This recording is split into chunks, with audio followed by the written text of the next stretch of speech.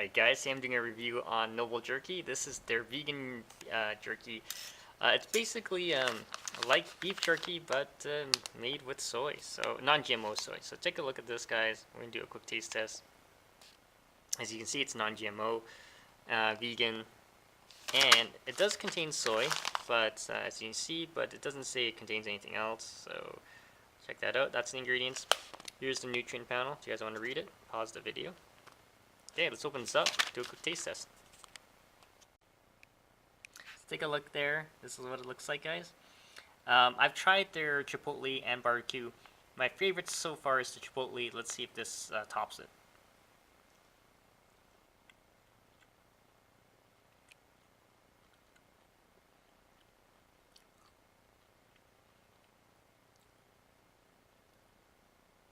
This is not bad.